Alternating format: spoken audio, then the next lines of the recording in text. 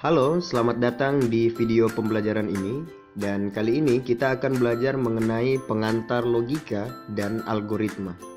Pokok bahasan yang akan diterima dalam video ini adalah yang pertama, konsep logika dan algoritma, kemudian ciri-ciri algoritma, dan yang terakhir konsep algoritma, program, dan bahasa pemrograman.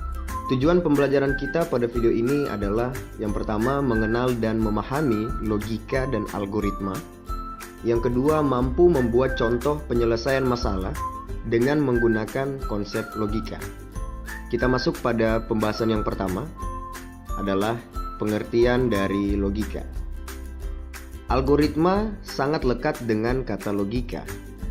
Logika adalah kemampuan seorang manusia untuk berpikir dengan akal tentang suatu permasalahan yang kemudian menghasilkan sebuah kebenaran yang tentunya dapat dibuktikan dan dapat diterima oleh akal. Logika juga seringkali dihubungkan dengan kecerdasan, di mana seseorang yang mampu berlogika dengan baik sering disebut sebagai pribadi yang cerdas. Selain itu, logika juga identik dengan masuk akal dan penalaran. Sementara penalaran itu adalah salah satu bentuk pemikiran. Dan pemikiran adalah pengetahuan tak langsung yang didasarkan pada pernyataan mungkin benar dan mungkin juga tidak benar. Definisi logika sangat sederhana, yaitu ilmu yang memberikan prinsip-prinsip yang harus diikuti agar dapat berpikir valid menurut aturan yang berlaku. Nah, logika ini berasal dari bahasa Yunani yaitu logos, yang berarti ilmu. Logika dapat diartikan ilmu yang mengajarkan cara berpikir untuk melakukan kegiatan dengan tujuan tertentu. Kita masuk pada pembahasan yang selanjutnya yaitu pengertian algoritma. Nah, algoritma ini berasal dari seorang ilmuwan Arab yang bernama Abu Ja'far Muhammad Ibnu Musa Al-Khwarizmi, seorang penulis buku berjudul Al-Jabar wal Mukabalah. Kata Al-Khwarizmi dibaca orang barat menjadi algoritm, yang kemudian lambat laun menjadi algoritem, lalu diserap dalam bahasa Indonesia menjadi algoritma. Algoritma dapat diartikan urutan penyelesaian masalah yang disusun secara sistematis menggunakan bahasa yang logis untuk memecahkan suatu permasalahan. Meski demikian, terdapat beberapa definisi dari algoritma. Yang pertama, menurut Rinaldi Munir, dia mengatakan bahwa algoritma itu adalah urutan langkah-langkah logis penyelesaian masalah yang disusun secara sistematis. Sedangkan menurut Kamus Besar Bahasa Indonesia, algoritma adalah urutan logis pengambilan keputusan untuk pemecahan masalah. Menurut tim Gunadarma tahun 1988, algoritma adalah suatu himpunan berhingga dari instruksi-instruksi yang secara jelas memperinci langkah-langkah proses pelaksanaan dalam pemecahan suatu masalah tertentu atau suatu kelas masalah tertentu, dengan dituntut pula bahwa himpunan instruksi tersebut dapat dilaksanakan secara mekanik. Nah, dari beberapa pengertian ini dapat disimpulkan bahwa logika dan algoritma adalah ilmu yang mempelajari tentang cara penyelesaian suatu masalah berdasarkan urutan langkah-langkah terbatas yang disusun secara sistematis dan menggunakan bahasa yang logis dengan tujuan tertentu. Nah, untuk lebih mudah agar bisa memahami arti dari algoritma, kita bisa perhatikan contoh berikut ini. Misalkan kita ambil contoh penukaran isi dari dua gelas. Diberikan dua buah gelas A dan B, di mana gelas A berisi air teh dan gelas B berisi air kopi. Pertukaran isi gelas tersebut sehingga menghasilkan gelas A yang semula berisi air teh menjadi berisi air kopi, dan gelas B yang semula berisi air kopi menjadi berisi air teh. Cara penyelesaian permasalahan ini adalah sebagai berikut. Yang pertama, untuk mempertukarkan isi gelas dengan benar, maka diperlukan gelas tambahan yang kita namakan gelas C sebagai tempat penampungan sementara. Berikut algoritmanya. Yang pertama, siapkan gelas cadangan C. Kedua, tuangkan air teh dari gelas A ke dalam gelas C, di mana gelas A saat ini menjadi kosong. Yang ketiga, tuangkan air kopi dari gelas B ke dalam gelas A, di mana gelas B saat ini menjadi kosong. Dan yang keempat, tuangkan air teh dari gelas C ke dalam gelas B. Nah, dari contoh tersebut dapat dilihat bahwa penyelesaian permasalahan penukaran isi dua buah gelas ini sangat sederhana. Di sini kita gunakan urutan langkah yang masuk akal atau logis, sehingga isi dari keduanya sudah berpindah media dari A ke B dan dari B ke A. Inilah yang dinamakan algoritma, yaitu urutan penyelesaian sebuah permasalahan dengan urutan dan langkah yang logis dan masuk akal, sehingga menghasilkan sesuatu langkah yang benar. Saat menggunakan logika, sebaiknya jangan berpikir terlalu rumit tentang sebuah masalah, karena belum tentu masalah itu serumit yang kita pikir. Pikirkan hal yang paling sederhana untuk menyelesaikan masalah itu, sehingga kita tidak terjebak dalam pikiran rumit yang dibuat sendiri. Meski demikian, jangan meremehkan masalah sekecil apapun, tetapi berpikir sederhana untuk menghasilkan solusi yang efektif. Dalam menentukan algoritma untuk menyelesaikan suatu permasalahan, mungkin kita dihadapkan oleh beberapa pilihan algoritma. Oleh karena itu, kita harus memiliki rambu-rambu dalam penentuan pilihan algoritma. Pertimbangan dalam pemilihan algoritma adalah yang pertama, algoritma itu haruslah benar. Artinya, algoritma akan memberikan keluaran atau output sesuai seperti yang diharapkan dari sejumlah masukan atau input yang kita berikan. Jadi tidak peduli sebagus apapun algoritma, jika memberikan output atau keluaran yang salah, maka sudah pasti algoritma tersebut bukanlah algoritma yang baik. Pertimbangan yang kedua adalah kita harus mengetahui seberapa baik hasil yang dicapai oleh algoritma tersebut. Hal ini penting terutama pada algoritma yang memerlukan aproksimasi hasil, yaitu hasil algoritma yang kurang lebih hasilnya itu berupa pendekatan. Kemudian algoritma yang baik itu tentunya harus mampu memberikan hasil yang sedekat mungkin dengan nilai yang sebenarnya. Ketiga adalah efisiensi dari algoritma itu sendiri. Nah, efisiensi algoritma ini dapat ditinjau dari dua hal. Yang pertama waktu, dan yang kedua memori. Meskipun algoritma memberikan output atau keluaran yang benar atau paling mendekati, tetapi jika harus menunggu lama untuk mendapatkan hasil, misalnya berjam-jam, maka tentunya algoritma itu tidak akan menjadi pilihan yang utama. Karena tentunya setiap orang menginginkan keluaran yang relatif cepat. Begitu juga dengan memori. Semakin besar memori yang terpakai, maka semakin jelek algoritma tersebut. Nah, tujuan dari belajar logika dan algoritma adalah agar kita dapat membiasakan diri melakukan suatu perencanaan apabila menyelesaikan suatu masalah. Karena suatu permasalahan yang diselesaikan dengan suatu perencanaan yang matang, tentunya akan mendapatkan solusi yang lebih optimal dibandingkan menyelesaikan masalah tanpa menggunakan suatu perencanaan. Kita lanjut pada pembahasan yang selanjutnya, yaitu ciri-ciri, sifat, struktur dasar, dan cara penulisan algoritma. Tidak semua urutan langkah penyelesaian masalah yang logis dapat disebut sebagai algoritma. Nah, menurut Donald Knuth bahwa algoritma itu paling tidak mempunyai 5 ciri yang penting, yaitu yang pertama adalah finiteness atau keterbatasan, di mana algoritma harus berakhir setelah mengerjakan sejumlah langkah proses. Yang kedua, definiteness atau kepastian. Jadi setiap langkah harus didefinisikan secara tepat dan tidak berarti ganda atau ambigu. Yang ketiga, input atau masukan, di mana algoritma memiliki 0 atau lebih data masukan. Keempat, output atau keluaran, di mana algoritma mempunyai 0 atau lebih hasil keluaran. Dan yang kelima, effectiveness atau efektivitas, di mana algoritma harus efektif. Jadi langkah-langkah algoritma itu dikerjakan dalam waktu yang wajar.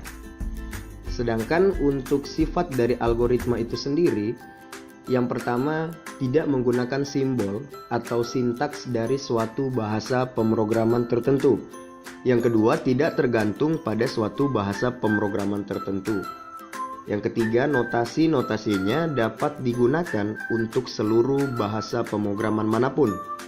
Dan yang keempat, algoritma dapat digunakan untuk merepresentasikan suatu urutan kejadian secara logis dan dapat diterapkan di semua kejadian sehari-hari. Selanjutnya, untuk struktur dari algoritma itu sendiri, paling tidak ada 3 jenis. Yang pertama itu runtunan atau sequence. Jadi sebuah runtunan itu terdiri dari 1 atau lebih instruksi, di mana setiap instruksi itu dikerjakan secara berurutan sesuai dengan urutan penulisannya, yakni sebuah instruksi dilaksanakan setelah instruksi sebelumnya sudah selesai dikerjakan. Urutan dari instruksi ini tentunya akan menentukan hasil akhir dari suatu algoritma. Biasanya, ketika urutan penulisannya diubah, maka kemungkinan besar hasilnya juga akan berubah. Yang kedua, pemilihan atau selection. Kadangkala terdapat suatu kejadian yang baru akan dikerjakan jika suatu kondisi tertentu telah terpenuhi. Pemilihan ini yaitu instruksi yang dikerjakan dengan kondisi tertentu, di mana kondisinya menjadi sebuah persyaratan yang dapat bernilai benar atau salah, lalu kemudian akan dilanjutkan dengan sebuah instruksi.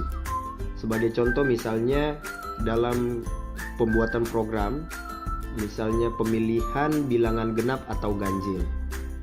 Nah, dalam pembuatan program ini kita bisa lihat contohnya, misalkan yang pertama kita masukkan bilangan sebagai sebuah bilangan bulat. Kemudian yang kedua, bagi bilangan dengan angka 2. Simpan nilai sisa pembagian dalam variabel sisa. Dan yang ketiga, jika nilai sisa sama dengan 0, maka kerjakan langkah 4. Langkah keempat, misalnya tampilkan kata genap ke layar. Yang kelima, jika nilai sisa tidak sama dengan 0, maka kerjakan langkah keenam, misalnya tampilkan kata ganjil ke layar. Yang ketiga adalah pengulangan atau repetition. Salah satu kelebihan komputer adalah kemampuannya untuk mengerjakan suatu pekerjaan yang sama berulang-ulang kali tanpa mengenal lelah. Nah, di sini kita tidak perlu menulis instruksi yang sama berulang kali, tetapi cukup melakukan pengulangan dengan instruksi yang tersedia. Pengulangan merupakan kegiatan mengerjakan sebuah atau sejumlah aksi yang sama, sebanyak jumlah yang ditentukan atau sesuai dengan kondisi yang diinginkan. Dalam pembuatan program itu ada beberapa statement pengulangan di bahasa pemrograman, misalnya for, kemudian ada while, kemudian ada do while, repeat until, for down to do, for to do, dan lain-lain. Sebagai contoh, misalnya kita ingin menampilkan huruf tertentu sebanyak n kali ke layar sebagai berikut. Pertama, deklarasikan variabel huruf untuk menyimpan karakter yang akan ditampilkan. Yang kedua, deklarasikan variabel n untuk menyimpan banyaknya perulangan. Lalu yang ketiga, deklarasikan variabel counter yang digunakan sebagai counter atau penghitung perulangan yang sudah dilakukan. Yang keempat, masukkan sebuah karakter dan simpan dalam variabel huruf. Yang kelima, masukkan banyaknya perulangan yang diinginkan dan simpan dalam variabel n. Keenam, set nilai counter dengan 0. 7, tampilkan huruf ke layar. 8, lakukan penambahan counter dengan angka 1. Jika nilai counter kurang dari n, maka kerjakan langkah 6. Dan jika nilai counter sama dengan n, maka selesai. Artinya sudah tidak ada lagi pengulangan. Nah, yang selanjutnya itu adalah perbedaan antara algoritma dan juga program. Intinya di sini adalah algoritma itu merupakan sebuah urutan langkah, sementara program itu adalah kumpulan instruksi. Beberapa pakar komputer menyatakan bahwa formula dari suatu program itu sama dengan algoritma plus bahasa pemrograman. Nah, bahasa pemrograman dan algoritma berhubungan sangat erat pada sebuah program. algoritma yang baik tanpa pemilihan struktur data yang tepat akan membuat program menjadi kurang baik. Demikian juga sebaliknya. Jika dihubungkan dengan program, maka pembuatan algoritma harus memperhatikan kaidah seperti yang pertama, pembuatan atau penulisan algoritma tidak tergantung pada bahasa pemrograman apapun. Notasi algoritma dapat diterjemahkan ke dalam berbagai bahasa pemrograman apapun. Yang ketiga, apapun bahasa pemrogramannya, output yang akan dikeluarkan sama karena algoritmanya sama.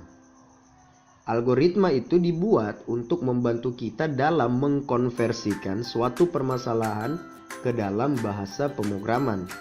Algoritma merupakan hasil pemikiran konseptual supaya dapat dilaksanakan oleh komputer, dan algoritma harus diterjemahkan ke dalam notasi bahasa pemrograman. Ada beberapa hal yang harus diperhatikan pada penerjemahan tersebut. Yang pertama, pendeklarasian variabel, pemilihan tipe data, pemakaian atau pemilihan instruksi, aturan sintaksis, tampilan hasil, cara pengoperasian compiler atau interpreter. Pembahasan yang selanjutnya adalah belajar membuat program dan belajar bahasa pemrograman. Nah, belajar membuat program ini berbeda dengan belajar bahasa pemrograman.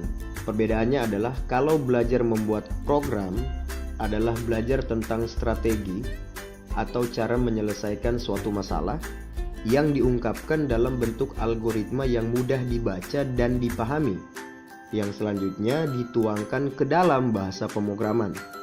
Belajar memprogram bersifat pemahaman persoalan, analisis, dan sintesis, di mana titik berat belajar membuat program itu adalah desain program. Sedangkan belajar bahasa pemrograman adalah belajar mengenai tata cara atau tata aturan penulisan pernyataan untuk membuat program dalam bahasa tertentu saja. Nah, tata aturan ini biasa juga disebut dengan sintaks bahasa. Sintaks bahasa ini meliputi cara mendeklarasikan variabel, cara melakukan perulangan, perjabangan, dan lain-lain. Nah, di tiap bahasa pemrograman itu memiliki aturan penulisan sendiri-sendiri, walaupun terkadang ada kemiripan antara satu dengan yang lain.